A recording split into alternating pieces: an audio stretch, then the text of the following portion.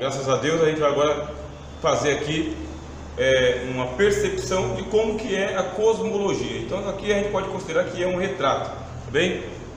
Que é um retrato. Lá em cima, segundo céu, a antessala do paraíso. A pessoa partiu, vai para o segundo céu, está salvo em Cristo, parte para o segundo céu. Só que ainda tem aqui no meio do caminho o primeiro céu. Pode ver que ele começa aqui, ó, na base da terra e se estende até a porta do segundo céu. Para baixo tem o Hades, para onde vão as almas dos ímpios.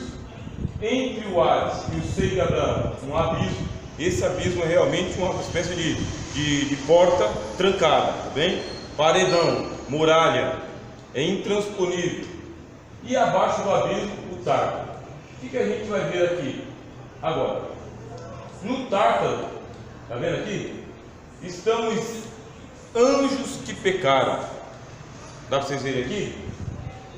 Esses aqui são os anjos que pecaram. Qual foi o pecado desses anjos? Não guardaram o lugar de habitação. Deus ordenou que eles estivessem fazendo algo, e aquilo que Deus ordenou eles desobedeceram, abandonaram o posto. Deus não deixou eles voltarem para o posto, foram demitidos, e a demissão foi sumária, e não foi de um anjo só não, foi de todos os anjos que pecaram, foram aprisionados no Tártaro, tá bem? É a primeira turma de condenados. Desde quando eles estão lá? Desde a fundação do mundo. Faz tempo, hein? Faz tempo.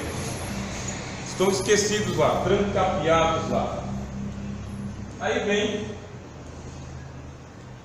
um segundo momento. Deixa eu ter que trocar minha pilha. Até que os irmãos pegaram.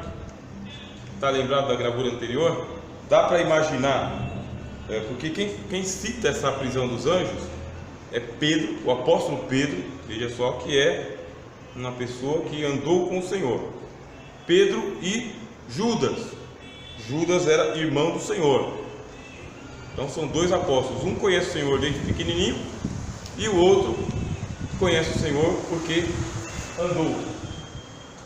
Vamos lá.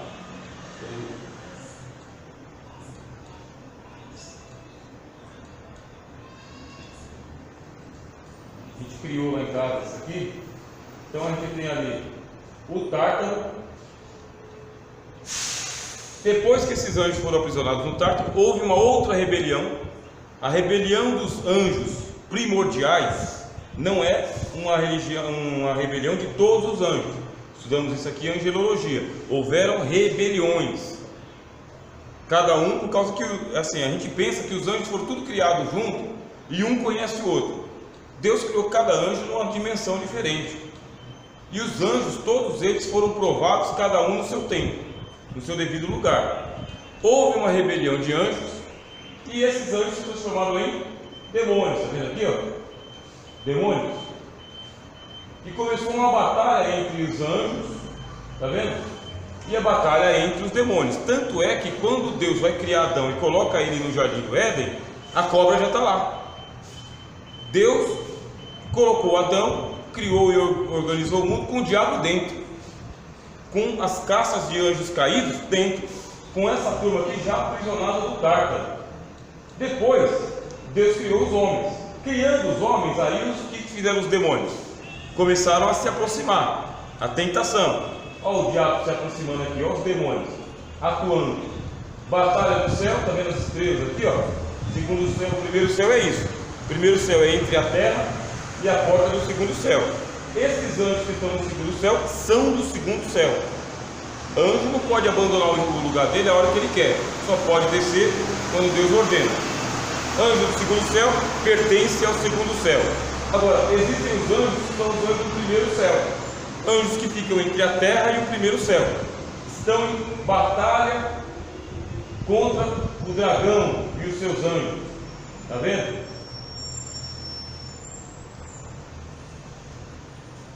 Agora a gente vai ver, o cidadão vai morrer. Quem é que é esse cidadão aqui? Na minha mentalidade, esse hominho que morre aqui é o Abel. Primeiro homem a morrer, não foi Caim. Primeiro lugar a ser inaugurar o seio de Abraão, que não se chamava seio de Abraão.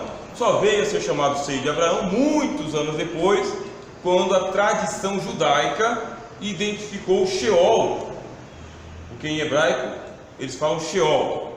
Então os judeus identificaram o Sheol como um lugar para onde partem as almas boas, as almas justas. E depois eles batizaram como seio de Abraão, um lugar onde Abraão estava. E Abraão se tornou uma espécie de chanceler do paraíso. É aquele que recepciona, é aquele que toma conta do paraíso, que não tinha nome de paraíso, porque a palavra paraíso é de outra língua, não é do hebraico, tá bem? É do grego. Então no grego você vai usar lá o paraíso. Que palavra que eles usam no hebraico? Eles usam a palavra jardim de delícias, lugar de delícias. É assim que eles chamam. Aqui morreu Abel. Caim matou Abel. O Hades já é um lugar de tormento. Deus já criou os 7 mundos. Só que a alma de Abel não pertence ao Hades. A alma de Abel não pertence ao abismo. Deus então enviou o anjo. Esse anjo recolhe a alma de Abel, passa por cima do abismo, tá vendo? Voa por cima do abismo. Lembra que a gente falou lá na alma dos Hades? Ainda que eu andasse pelo vale da sombra da morte, aqueles que estavam assentados na região da sombra da morte. Quer dizer, tem que saltar por cima. Passa por cima do Hades, passa por cima do abismo. Só os anjos conhecem esse caminho. O Abel não tem asas, não conhece o caminho. A gente falou aqui na aula anterior que não tem GPS. Foi levado para esse lugar aqui. Esse lugar é dentro do Hades, porque todo esse espaço aqui é o Hades, está vendo? Todo esse espaço aqui é o mundo dos mortos. Só que não tem como Abel passar para o seio de Abraão no automático. Ele tem que ser conduzido. E quem o conduziu? O anjo. Anjos que são responsáveis em conduzir as almas dos salvos para o lugar certo. Mas e o que acontece com os ímpios?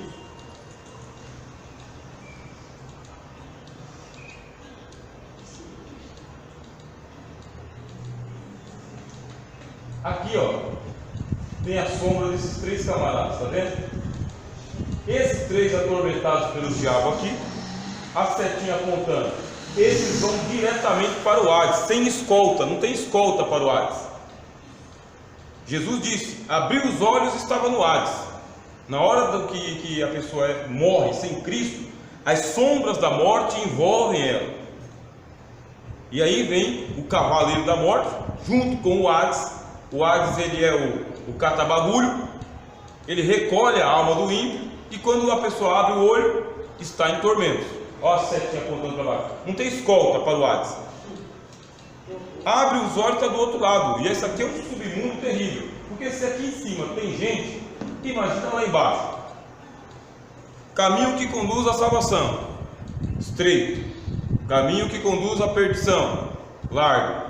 Poucos encontram o caminho da salvação, estreito. Muitos vão pelo caminho da perdição, caminho largo. Imagina o tamanho que é isso aqui.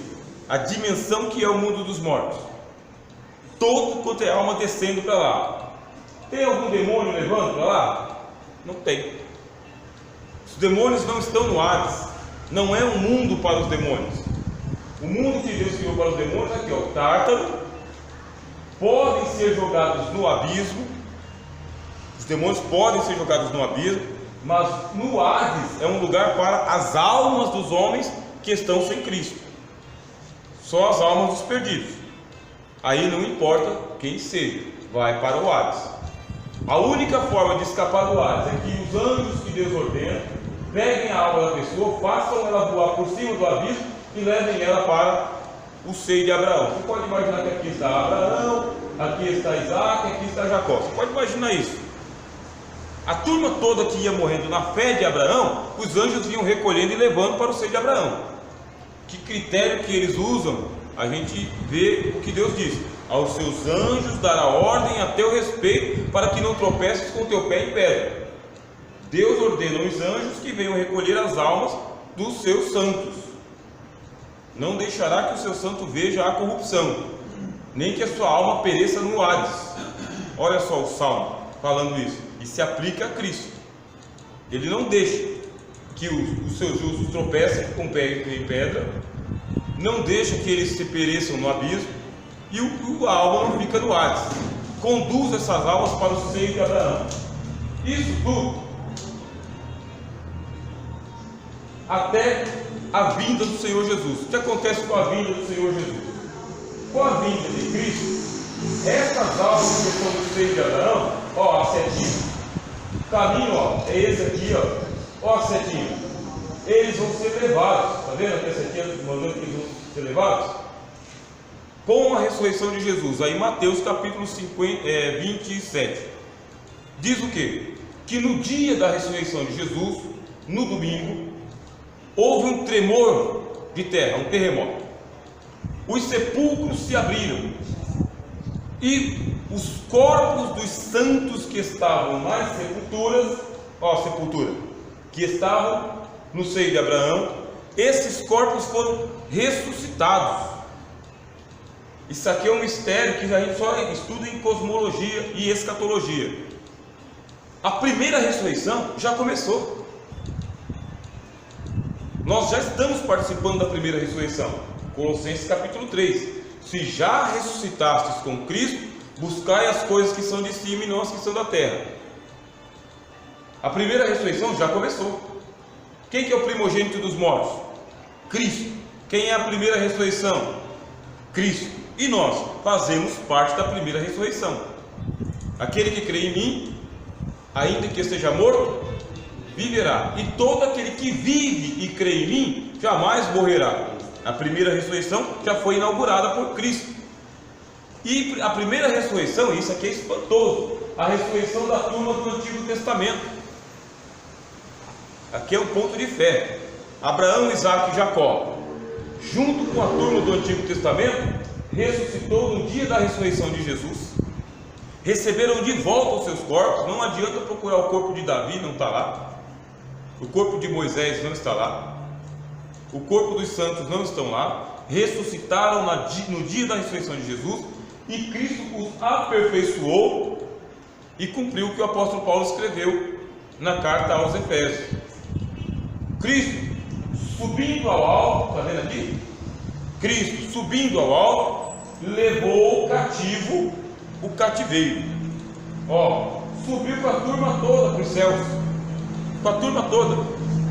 E ele ultrapassou o primeiro céu, onde estão acontecendo batalhas espirituais, anjos lutando contra demônios, principados contra principados, potestade contra potestade. Agora a gente pode imaginar o dia da ressurreição do Senhor, quando ele pegou aquela comitiva de santos ressuscitados, glorificados no seu corpo, espíritos dos justos aperfeiçoados, e ele foi subindo por entre as estrelas, por entre as nuvens, foi subindo com essa turma toda. Mateus capítulo 27 diz que eles ressuscitaram e apareceram para muitos.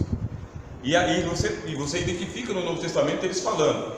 Quando você vê que um mancebo estava conversando, um jovem estava conversando, quando o Novo Testamento não fala que é anjo, não é anjo, é um mancebo, era um jovem, é um desses corpos ressuscitados.